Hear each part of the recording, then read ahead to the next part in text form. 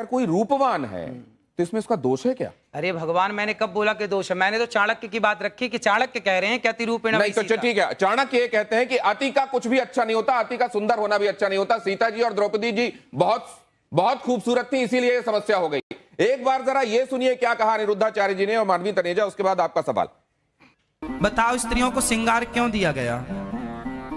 ताकि स्त्रियां उस श्रृंगार से सुंदर दिखें और उस सुंदरता से वो केवल अपने पति को रिझाएं, सिर्फ अपने पति को रिझाएं। मोहिनी है ना, पति को इतना मोहित करो अपने पति को कि आपका पति पर स्त्री गामी ना बनने पावे।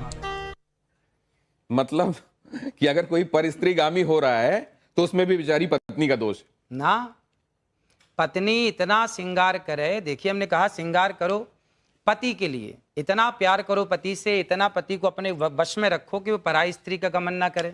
अच्छी तो कहा मैंने, क्या बुरा है इसमें? और सही बुराई ढूंढेंगे आप। बीमार हो या उनको कोई रोग हो, बेड पे हो, जो श्रृंगार ना कर पा रही तो हो, पति उसकी सेवा तो करे। उनका पति उनको छोड़ के चला जाए, किसी और स्त्री तो को आप देखे। अपने से बोल रही हैं, हमने तो बोला नहीं। नहीं मतलब इसका मीनिंग तो यही हुआ ना कि या तो श्रृंगार एक सेकंड, सिर्फ इतना नहीं, वो मजबूर नहीं है, बेड पे नहीं है, उसको घर में बहुत सारे काम हैं, सास ससुर की भी सेवा करनी है, बच्चे भी पालने हैं। अगर इसमें साज श्रृंगार का उसको वक्त ना मिल पाए तो पति को इस बात की छूट मिल जाती है कि ठीक है फिर चलिए बाहर। पर नारी पैनी छुरी तीन तरफ से खाए, धन हरे यौवन हरे और घोर नरक ले जाए।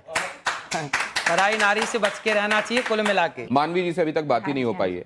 सौंदर्य पर कम से कम टिप्पणी का उनको हक जाता है, वो मॉडल भी रही हैं। मतलब किसी के साथ अगर कोई बहुत रूपसी है और उसके साथ कुछ अनहोनी हो जाए तो दूसरे वाले को ये कहीं से उद्धृत करने का भी एक मौका मिल सकता है कि देखिए वहां पर अमुक जगह ये कहा गया है कि उनके लिए भी सौंदर्य समस्या बन गया था, तो आपके लिए हो सकता है बन गया।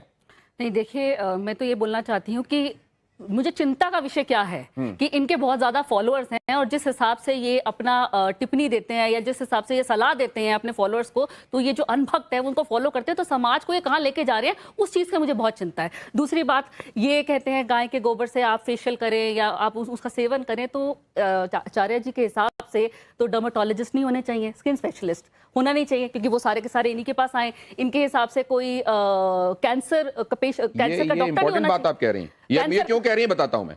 क्योंकि आपने सिर्फ ये नहीं कहा कि गाय के गोबर का इस्तेमाल करोगे, तो आपने ये कहा कि मैं गारंटी देता हूं, मैं गारंटी देता हूं कि त्वचा के समस्त रोग नष्ट हो जाएंगे। और उनका कोई प्रूफ नहीं है, तो इसका मतलब सारे डॉक्टर्स को छोड़ के सारी की सारी महिलाओं को आपके पास आना चाहिए। कहीं ना कहीं आपकी बात में सच्चाई नहीं है, इसीलिए कोई महिला आपके पास नहीं आई है। और जवाब लीजिए ना, जवाब लीजिए।